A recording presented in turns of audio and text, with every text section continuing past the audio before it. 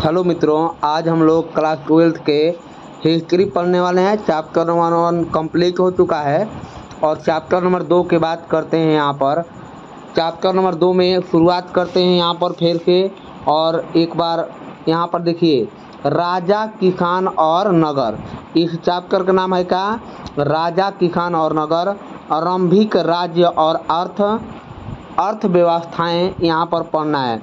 जो राजा के बारे में पढ़ना है, किसान के बारे में और नगर के बारे में। राजा जो होते हैं वहाँ के आरंभिक कालों के रूप में हम लोग जानते हैं। यहाँ पर ध्यान दीजिएगा, पहल का इसमें बात बताया गया है कि एक बार इसको पढ़िए। देखिए यहाँ पर सिंधु घाटी सभ्यता के पश्चात का मतलब होता है कि बाद। यहाँ पर लगभग 15 ईसा पूर्व के दौरान भारतीय उपमहाद्वीप के विभिन्न भागों में विविधता पाई गई। देखिए, जब सिंधु घाटी सभ्यता खत्म हो गया, उसके बाद भारतीय उपमहाद्वीपों में अलग अलग प्रकार की विविधता पाई गई। यहाँ पर अलग अलग राज्य में अलग अलग राजा हुआ करते थे और उनके द्वारा शासन व्यवस्था स्थापित किया गया था। देखिए, बात करते हैं यहाँ पर कि प्रकार के अलग प्रकार के विविधता के रूप में विकास हुआ और जिसमें ऋग्वेद का लेखन कार्य, देखिए क्या हुआ, कृषक या बस्तिया का विकास हुआ। देखिए क्या हुआ, उसके बाद अगर सिंधु घाटी सभ्यता जो बीत गई, जो सिंधु घाटी सभ्यता का काल होता है कि 2600 से लेकर 1900 ईसा पूर्व था।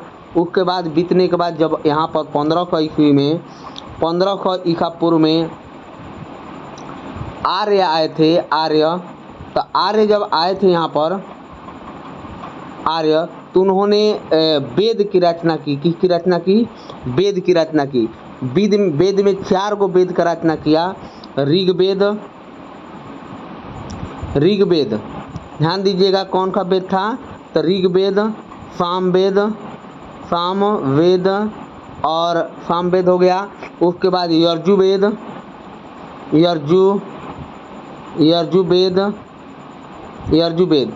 और फिर उसके बाद एक और था जिसको हम कहते हैं ऋग्वेद, सामवेद, अथर्ववेद। एक अथर्ववेद था।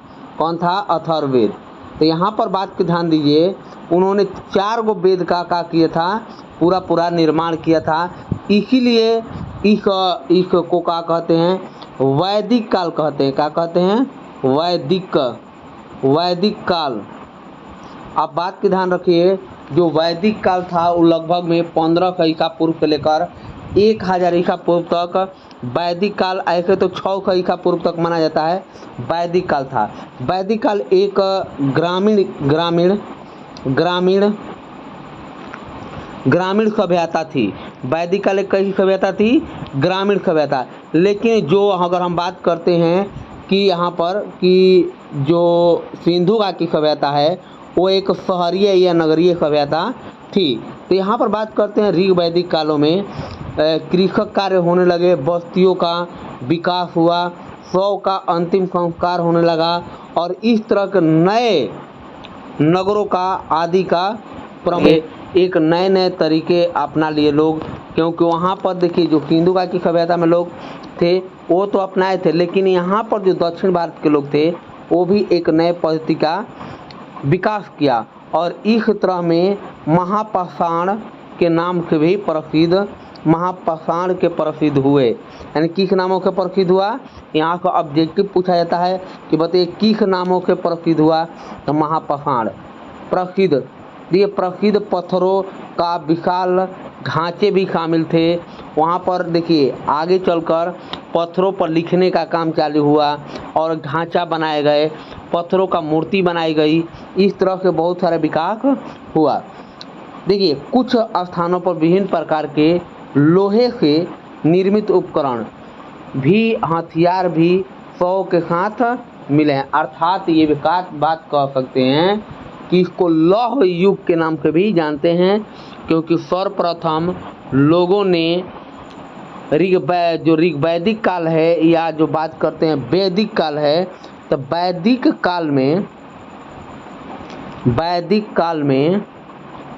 काल में लोगों ने लोहा का खोज कर दिया। किसका खोज कर दिया? लोहा का खोज कर दिया। और जब लोहा का खोज कर दिया तो उनके देखिए रहन सहन में या हाव भाव में या हथियार बनाने में बहुत सारे मदद हुए। क्या हुए? बहुत सारे मदद हुए और धीरे धीरे विकास होने लगा।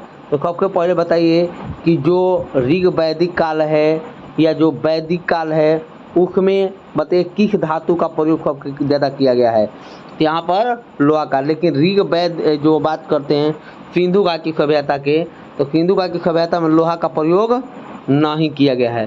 सिंधु घाटी की सभ्यता में किसका प्रयोग नहीं किया गया है? लोहा का। उसमें सबसे ज़्यादा जो प्रयोग किया गया है जो तांबा और कांसा का है, इसीलिए कांस्य युगी सभ्यता के नाम से जानते हैं, लेकिन इसको लौह युगी सभ्यता कहते हैं। 6वीं शताब्दी का पूर्व के आरंभ में अरम राज्यों और साम्राज्यों तथा राजवाड़ों के विकास के साथ साथ नए परिवर्तन के साक्ष्य भी प्राप्त हुए हैं। साक्ष्य भी प्राप्त हुए हैं। देखिए नया नया राज्य बनने लगे, राजवाड़ा बनने लगा। राजवाड़ा का होता है कि राजा का जो मंडली होता है उसका राजवाड़ा कहते हैं। राज्यों और साम्राज्यों का निर्माण हुआ, बहुत सारे काफ़ी परिवर्तन देखने को मिला। अगर हम बात करते हैं कि यहाँ पर देखिए आगे कि इस दौर में लगभग समस्त महाद्वीप में नए नगरों का विकास हुआ। समस्त महाद्वीप के उस समय में बहुत सारे जनपद बनाए गए, महाजनपद बनाए गए। इस तरह से बहुत सारा विकास वहाँ पर आरंभ हो चुका था। कहाँ पर? तो सिंधु घाटी सभ्यता के बाद जो वैदिक काल आया उस काल के बात करते हैं हम लोग कि उस दौर में वैदिक काल में इस दौर में लगभग उपमहाद्वीप में नए नगरों का निर्माण होने चालू हो गया था। किसके? तो नए नगरों का निर्माण। नए नगरों के निर्माण में इतिहासकार कहते हैं कि इतिहासकार की बात करते हैं कि विभिन्न प्रकार के विकास का आकलन करने के लिए अभिलेखों का करते हैं। अभिलेख का होता है यहाँ पर जो किसी बात करते हैं कि किसी पत्थर या किसी वस्तु पर लिखा गया था और लिखने की कला को अभिलेख कहते हैं। या ग्रंथों से, सिक्का से या चित्रों से हमको जैसे स्रोतों से अध्ययन करते थे, इससे पता चलता है कि वहाँ के लोग लिखने का भी कला जान गए थे, ग्रंथों के और सिक्कों के। तो सबसे पहले एक बात ध्यान रखिए, इस काल को हम लोग जान चुके हैं क्योंकि इसको पढ़ा जा चुका है और इसका अध्ययन भी हम लोग किए हैं। देखिए अभिलेख क्या होता है यहाँ पर दोस्तों, एक बार आता है कि अभिलेख से क्या समझते हैं, तो अभिलेख के बारे में हम लोग जानते हैं कि अभिलेख क्या होता है। देखिए सबसे पहले बात करते हैं पत्थर या धातु या मिट्टी के बर्तन जैसी कर सतह पर खुदे हुए लेखों को अभिलेख कहते हैं। कहने का मतलब ये है, देखिए इतना अभिलेख का परिभाषा है कि किसी पत्थर पर, चट्टानों पर, बड़े बड़े या धातुओं पर मिट्टी के बर्तन जैसी कर सतह का करते हैं खुद कर लेखों का अभिलेख कहते हैं। कहने का मतलब है कि उस पर क्या करते थे, कुछ गाढ़े रंग से उस पर लिख देते थे, चाहे पत्थर पर हो या धातु पर हो या मिट्टी के जो बर्तन होते थे उसी को क्या कहते थे, अभिलेख कहा जाता था। अभिलेख का अर्थ होता है कि श्रेष्ठ लिखित रचना। श्रेष्ठ लिखित रचना, लिखित मतलब कि आप बताइए अभी भी हम लोग करते हैं कि देखिए आप देखे होंगे कि जैसे सड़क वड़क बनता है तो सड़क के किनारे एक बहुत बड़ा बोर्ड होता है। तो बोर्ड होता है तो उस पर लिखा जाता है कि जैसे किसी चीज़ के उपलब्धियाँ कि कौन जो वहाँ के मंत्री हैं वो बनाए हैं और कब बना है, कितना पैसा लगा है। इसी तरह से यहाँ पर पत्थरों पर लिख दिया जाता था या धातुओं के लिख दिया था, तो उसी को क्या कहते थे, अभिलेख कहते थे।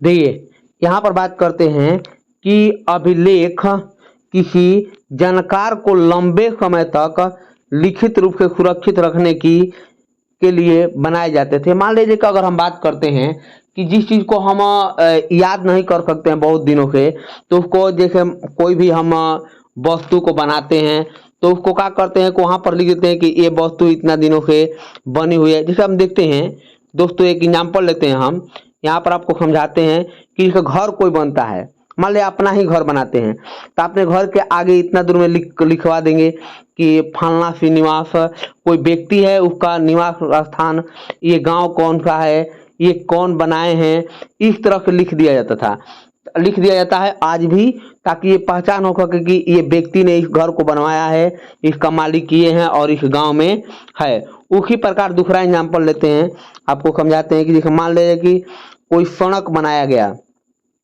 या कोई नली बनाई गई, तो उस नली का विकास कौन से मंत्री ने किया, कितना कर्ज लिया गया, कितना ऊपर किससे लिया गया है पैसा, और उसके बाद करते हैं कि कितना लंबाई है उस पर, कितना बनाया गया, कौन कौन से व्यक्ति कार्य किए, उस पर पूरा उस पर क्या करते हैं कि लिख दिया जाता था, ताकि ये बात तो सबको पता चले और उसके पता चले कि ये लंबे समय तक सूचना को रखा जा सकता था, इसीलिए ऐसा किया जाता था उस समय भी। अभिलेखों में उन्हें बनाने वाले को लोगों का उपलब्धियां या क्रियाकलाप या विचार को लिखते थे। आज ही देखिए बताया गया है उपलब्धियां का मतलब कौन से बनाए हैं लोग, क्रियाकलाप कैसे कैसे उसमें क्रिया किया गया, विचार का था उनका, ये भी कब लिखा जाता था, आप समझ चुके होंगे। आगे देखते हैं यहाँ पर कि इनमें राजाओं के क्रियाकलाप, जिसे राजाओं के क्रियाकलाप का मतलब है कि राजा जो कार्य करते थे उसको उसमें वर्णित किया जाता था उस अभिलेखों में, और महिलाओं अथवा पुरुषों द्वारा धार्मिक संस्थाओं को दिए गए दान का ब्यौरों का होता था। कहने का मतलब है कि अगर कोई पुरुष या महिला मान ले कि धार्मिक दान देते हैं, धार्मिक दान, तो उसमें धार्मिक दान देने की वजह से तो उस दान को लिखा जाता था कि ये व्यक्ति है जो इतना दान दिए हैं, ताकि उनका भी कुछ उपलब्धियां रहे। और आगे देखते हैं कि इस प्रकार अभिलेख एक तरह से अस्थाई प्रमाण था। देखिए सबसे अच्छा बात है। अब यहाँ पर बात करते हैं अस्थाई प्रमाण का मतलब है कि जैसे सबको ये बात पता चले कि नहीं ये व्यक्ति दानशील थे, ये व्यक्ति कार्यरत रूप से इतना कार्य किए हैं, तो इसका प्रमाण किससे पता चलता है, तो अभिलेखों से। मान ले कि आज से 1000 साल पहले अगर बात करते हैं, कोई व्यक्ति ने सड़क बनवाया है, जैसे मान ले कि हम बात करते हैं ग्रेग ट्रंक रोड जो शेर खान ने बनवाया था, तो वो बनवा दिया, लेकिन वो अगर अभिलेख में लिख कर गया है तो इसके चलते हम लोगों को क्या करते हैं, उसको पता चलता है कि ना ये जो शासक है उसको बनवाया। देखो अब दूसरा एग्जाम्पल लेते हैं, ताजमहल बनवाया और ताजमहल के आगे ऊपर बोर्ड पर लिखा गया है तो किसने बनवाया था, तो शाहजहां ने बनवाया था। तो इस तरह से उनकी उपलब्धियां हैं और उपलब्धियां को अस्थायी रूप से प्रमाणित किया जाता है ताकि उसको बता सके और ये ज़्यादा दिन तक लंबे समय तक याद रख सके। जैसे अभिलेखों के निर्माण की तिथि भी खुदी गई मिलती है। जैसे मान ले कि अभिलेख कोई बनाया गया, अभिलेख का मतलब है कोई मान ले कि निर्माण किया गया, कोई मकान हो या कोई जैसे योजना के तहत कोई भी काम किया गया हो, तो अगर बताएं कि वो कब से कब, मान ले कि हम अभी बात करते हैं कि 2023 चल रहा है, हम 2021 में कोनो घर बनाना चालू किए, जैसे 15 में बनाना चालू किए और 2023 में इसको बनाकर खत्म कर दिए, तो आप बताइए कि इसको क्या कह सकते हैं। तो इस पर तिथियां भी वर्णित होती थी कि कब से शुरुआत हुआ बनाना और कब अंत हुआ, ये भी अभिलेखों में दर्शाया जाता था। आगे देखें कि अभी बात करते हैं आगे, इन काल के निर्धारण प्राय देखिए किसमें पूरा लिपि अथवा लेखन शैली के आधार पर होता था, पूरा लिपि या लेखन शैली के आधार पर उसमें होता था लिखने का कार्य। आगे देखते हैं यहाँ पर कि उदाहरण के तौर पर बात करते हैं, लगभग 250 ईसा पूर्व में अक्षर अ को ऐसे लिखा जाता था और अ को ऐसे लिखा जाता था, और 500 ईसा जो ईस्वी में ऐसे लिखा जाता था। कहने का मतलब है कि जो अ अक्षर था, जो आज भी अ ऐसे ही लिखा जाता था, उस समय भी अ इसी तरह से लिखा जाता था। यानी कि कहने का मतलब है कि लेखन शैली में अलग अलग रूपों में प्रयोग किया गया था, इस बात को ध्यान दीजिएगा। प्राचीन अभिलेखों जो पहले के अभिलेख थे उस अभिलेखों को बात करते हैं हम लोग। प्राचीन अभिलेखों की भाषा प्राकृतिक थी। कौन सी थी? प्राकृतिक भाषा थी। अभिलेखों की भाषा कौन सी थी? तो प्राकृतिक थी। अभिलेखों की भाषा क्या थी? प्राकृतिक, जिससे जन सामान्य की भाषा भी कहा जाता है। बताइए, अभी पूछा जाएगा कि जो प्राचीनतम अभिलेखों की भाषा थी वो क्या थी, तो यहाँ का ऑब्जेक्टिव क्वेश्चन मिलता है। प्राकृत भाषा थी, जिसको जन मतलब जनता, जन मतलब जनता, जनता के सामान्य भाषा थी। किसकी भाषा थी? सामान्य भाषा। प्राकृतिक भाषा में आजाद शत्रु और अशोक जैसे शासकों के नाम प्राकृतिक अभिलेखों में आता है। अभी पूछा जाएगा, बताइए, प्राकृतिक भाषा में आजाद शत्रु और अशोक, आजाद शत्रु अशोक के नाम आता है। तो यहाँ पर पूछा जाएगा प्रश्न कि बताइए, आजाद शत्रु और अशोक के अभिलेखों की भाषा क्या थी? तो यहाँ पर प्राकृतिक थी। या प्राकृतिक भाषा में निम्न में से कौन से शासक दिए थे? तो अशोक और आजाद शत्रु के नाम आता है, जो अभिलेखों की भाषा थी इन दोनों की। अभिलेखों के आजाद शत्रु के अशोक लिखे, अशोक को अशोक मिला जाता था और उसको आजाद के क्या मिलते थे? आजाद शत्रु मिला जाता था। देखिए, इस भाषा का प्रयोग किया गया है। अशोक जो लिखते हैं उस अशोक इस तरह से कुछ लिखते हैं, लेकिन आजाद शत्रु कुछ इस तरफ लिखते हैं। तो इसका प्रयोग ऐसे किया गया है और इस वाले का प्रयोग इस तरह से किया गया है। उस अभिलेखों में लिखने को लिखकर मिला गया था।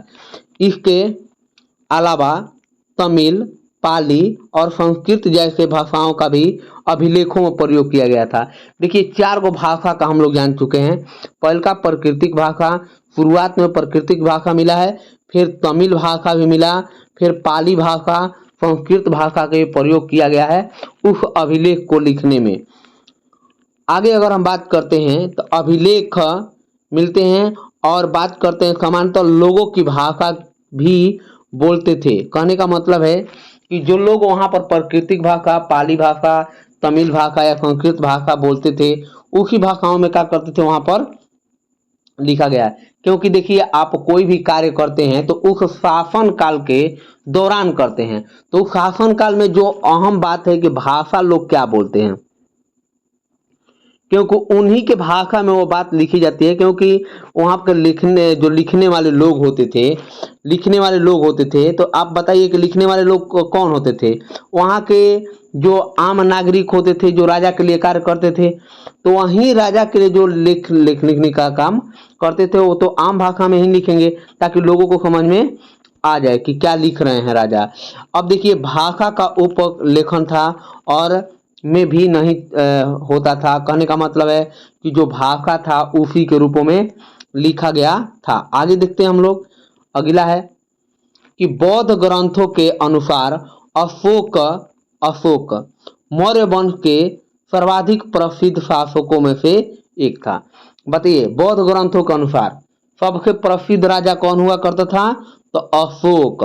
अशोक के पहले जो था यहाँ पर बिंदुसार था।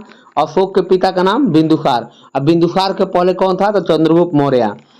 तो चंद्रगुप्त मौर्य ने मौर्य वंश के संस्थापक थे और उसके बाद उसके राजा उत्तराधिकारी हुए बिंबिसार, और फिर उसके बाद कौन हुए? अशोक। तो जो अशोक था वो बहुत प्रसिद्ध शासकों में से एक था। ये कौन बताता है?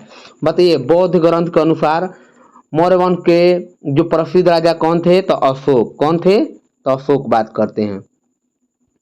आगे, सम्राट अशोक के अभिलेखों के प्रमुख रूप से ब्राह्मी एवं खरोष्ठी लिपियों का मिला है। देखिए, अशोक के जो सबसे ज्यादा अभिलेख प्राप्त हुए हैं, तो अभिलेखों में ब्राह्मी लिपि या खरोष्ठी लिपियों का प्रयोग किया गया था। तो आपको यहाँ पर याद करना है ऑब्जेक्टिव क्वेश्चन के लिए, अशोक के जो अभिलेख हैं उसमें कौन सी लिपि का प्रयोग किया गया है? तो ब्राह्मी लिपि और खरोष्ठी लिपि। ब्राह्मी लिपि और खरोष्ठी लिपि की बात करते हैं। आगे देखें, सबसे आरंभिक अभिलेखों तथा सिक्कों के उपयोग की गई है। इन लिपियों को 1500 और 1830 में के दशक में सर्वप्रथम ईस्ट इंडिया कंपनी के एक अधिकारी जेम्स प्रिंस्पे ने पढ़ा था। अब बताइए कि जो सबसे पहले पढ़ा उसका नाम क्या था।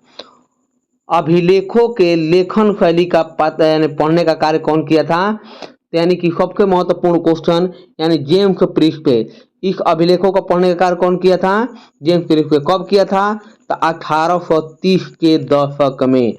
1830 के दशक में बात करते हैं। वो कौन था, ईस्ट इंडिया कंपनी के एक अधिकारी था। यहाँ पर बहुत अच्छा क्वेश्चन बनता है, यहाँ पर ध्यान दीजिएगा। देखिए जिससे आरंभिक भारत के राजनीतिक इतिहास के अध्ययन को एक नई दिशा मिली। जब ये पढ़ दिया उसके बाद एक नई दिशा के रूप में, भारतीय राजनीति के रूप में, एक नई अध्ययन के रूप में आगे उभर कर आया। यानी सबसे पहले बताइए अभिलेखों के पढ़ने का कार्य कौन किया था, जेम्स प्रिंस्पे। अब बात करते हैं प्रिंस्पे के अनुसार ज्यादातर अभिलेख अथवा सिक्के प्रियदर्शी, बात के सुनिए, प्रियदर्शी का होते हैं, प्रियदर्शी किसे कहते हैं, ये मनोहर मुख के आकृति वाले राजा होते थे। कौन होते थे, मनोहर मुख के आकृति वाले राजा होते थे। ऊपर लिखा गया था प्रियदर्शी। प्रियदर्शी का मतलब होता है सुंदर मुख के मुख वाले राजा। ये किसके लिए प्रयोग किया गया था, तो अशोक के लिए। बात आगे पढ़ेंगे। खुद था, कौन था, प्रियदर्शी खुद था।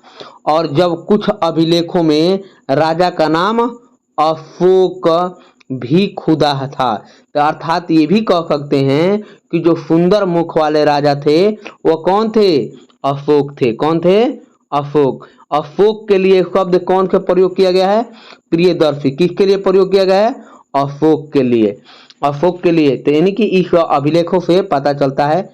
आगे देखते हैं हम लोग। देखिए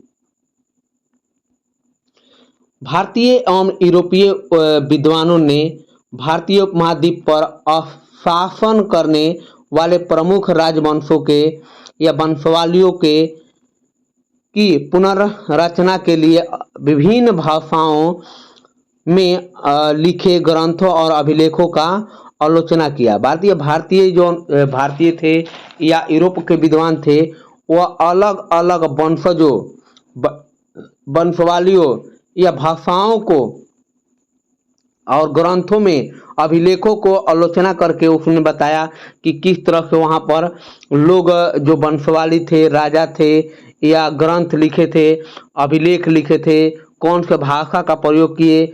ये बात किसने बताया, भारतीय और यूरोपीय विद्वानों ने बताया कि कौन कौन से इस तरह के कार्य हुए थे। अब देखते हैं हम लोग अगला। आरंभिक भारतीय इतिहास में 6वीं शताब्दी ईसा पूर्व को एक महत्वपूर्ण परिवर्तन काल माना जाता है। आरंभिक भारतीय इतिहास के 6वीं शताब्दी, बात को समझिए, 6वीं शताब्दी को एक महत्वपूर्ण परिवर्तन काल माना जाता है। कौन से परिवर्तन काल, तो बताइए एक महत्वपूर्ण परिवर्तन काल किसको माना जाता है, यानी 6वीं शताब्दी को। इस काल को प्राय आरंभिक राज्यों, नगरों, लोहे के बढ़ते प्रयोग और सिक्के के विकास के साथ संबंधित किया जाता है। कहने का मतलब है कि उस समय में आरंभिक राज्य बनना चालू हो गए थे, नगर बनना चालू हो गए थे, लोहा का प्रयोग होने चालू हुआ था, सिक्का का प्रयोग हुआ था। इसीलिए इसको विकास के रूप में जाना जाता है 6वीं शताब्दी को, और एक नए विकास का निर्माण हुआ। इस बात को ध्यान दीजिए। इस प्रकार में बौद्ध, जैन क्या है, बौद्ध, जैन धर्म सहित विभिन्न प्रकार के दार्शनिक विचारधाराओं का उदय और विकास हुआ। कब के पहले, 6वीं शताब्दी में। अब 6वीं शताब्दी की बात करते हैं यहाँ पर। 6वीं शताब्दी में, 6वीं शताब्दी की बात करते हैं यहाँ पर, ध्यान दीजिएगा। तो 6वीं शताब्दी में एक बौद्ध की बात करते हैं, 563 ईस्वी में ईसा पूर्व में महात्मा बुद्ध का जन्म हुआ था। वो देखिए ये कौन का था, तो 6वीं शताब्दी था, ईसा पूर्व में। जैन का जो बात करते हैं तो 24वें जो तीर्थक थे महावीर, जो महावीर का जो जन्म हुआ वो 540, ऐसे देखिए दो तरह की बात होती है 540 ईसा पूर्व, लेकिन इनके अनुसार 599 के आसपास बताया गया। तो देखिए यहाँ पर जो ऑप्शन होगा आपको बताना है कौन, 540, लेकिन उनके ग्रंथों के अनुसार बताया गया था कि 599 हुआ था, लेकिन 540 ही होगा। देखिए मतभेद है इसमें, आगे चलकर हम बताएंगे कैसे मतभेद है। तो इसीलिए विकास के रूप में जाना गया था, धार्मिक विकास। बौद्ध और जैन धर्मों के आरंभिक ग्रंथों में महाजनपद नाम का 16 राज्यों का वर्णन है। बताइए, आप बताइए कि ऐसा क्वेश्चन पूछा जाता है कि 16 जनपद का वर्णन किस में है, तो बौद्ध और जैन धर्मों के आरंभिक ग्रंथों में था। अब देखिए आगे अगर बात करते हैं, इन ग्रंथों में महाजनपद के नाम एक समान नहीं है। एक समान का मतलब है कि सबका एक समान नहीं है, 16 जनपद का अलग अलग है और 16 जनपद में अलग कुछ प्रमुख है, लेकिन इसमें वर्जी, मगध, कौशल, पंचाल, गंधार, कुरु और अवंती जैसे महाजनपदों के नाम में एक समान मिलते हैं, यानी कि ये एक समान मिलते हैं, बाकी के जो थे अलग अलग थे। यहाँ महाजनपद के नाम है, कितने महाजनपद है, तो 16। ऑब्जेक्टिव क्वेश्चन पूछा जाएगा तो कुल महाजनपदों की संख्या कितनी है, 16, जिसमें कुछ प्रमुख थे जो वज्य थे, मगध, कौशल, पंचाल, गंधार, करु, अवंती जैसे महाजनपदों के नाम एक समान मिलते हैं। कौन से समान, तो एक समान मिलते हैं। आगे देखें, अधिकांश महाजनपदों पर राजा का शासन था। किसका शासनकाल था, राजा का। लेकिन अनेक राज्यों को जो गण का मतलब, गण का मतलब है एक छोटा सा संगठन या संघ के नाम से जाना जाता था, यानी कुछ ऐसे भी थे राज्य जिसको गण या संघ के नाम से जानते थे, या कुछ को महाजनपद भी कहते थे। कई लोगों को समूहों को शासन करता था, जिसका प्रत्येक व्यक्ति राजा कहलाता था। देखिए, चाहे वह महाजनपद हो, गण हो, संघ हो, सभी में राज करने वाले जो लोग होते थे उसको क्या कहते थे, हम लोग राजा कहते थे। क्या कहते थे, राजा। आगे अगर हम बात करते हैं कि भगवान बुद्ध किस शाक्य कुल तथा भगवान महावीर जो थे वर्जी संघ के इनमें गणों में संबंधित थे। अभी पूछा जाएगा, ये बताइए कि जो महात्मा बुद्ध हैं, भगवान बुद्ध हैं, वह किस कुल के थे, तो शाक्य कुल के। लेकिन जो महावीर थे वर्जी संघ के का थे, वो वर्जी संघ के संबंध रखते थे। वह हम बात के ध्यान दीजिए। आगे, वर्जी संघ सहित अनेक राज्यों में राजा, गण, भूमि सहित बहुत से आर्थिक स्रोतों के समूह का नियंत्रण करते थे। कहने का मतलब है कि जो वहाँ के राजा हुआ करते थे वह एक पर देखिए बात करते हैं, कोई गण के, भूमि के, या बहुत सारे वहाँ पर देख रेख करने के लिए या अर्थव्यवस्था को संभालने के लिए उनके हाथों में ही क्या था, नियंत्रण था। किनके हाथों में, तो राजा के हाथों में। अगर बात करते हैं, लगभग 1000 वर्ष तक अस्तित्व में रहे और इन राज्यों का इतिहास स्रोत अभाव में पूर्णतः लिपिबद्ध नहीं किया गया। कहने का मतलब है कि देखिए 1000 वर्षों तक ये लोग शासन किए, लेकिन वहां पर लिपिबद्ध के मतलब है उनको पूरा पूरा लिख कर एक ग्रंथ के रूप में नहीं बनाया गया है। अलग अलग स्रोत मिलते हैं, कोई बौद्ध रूप में, कोई जैन में, इस तरह से अलग अलग थे। हर जनपद की एक राजधानियां होती थी। हर जनपद की क्या होती थी, एक राजधानियां। आमतौर पर किला बंद होती थी। ये राजधानियां जो थी कैसी थी, तो किला बंदी रूप में हुआ करती थी। आगे अगर हम बात करते हैं यहाँ पर कि इन रख रखाव था और आरंभिक सेना नौकरशाही हेतु भारी आर्थिक स्रोत की जानकारी प्राप्त होती है। तो वहाँ पर नौकरशाही या जिसे कहते हैं रख रखाव एक किसके लिए था, तो राजा के लिए बहुत जरूरी था। सेना भी बनाए गए थे और सेना भी कार्य करती थी। हेलो दोस्तों, हम यहीं तक रखते हैं।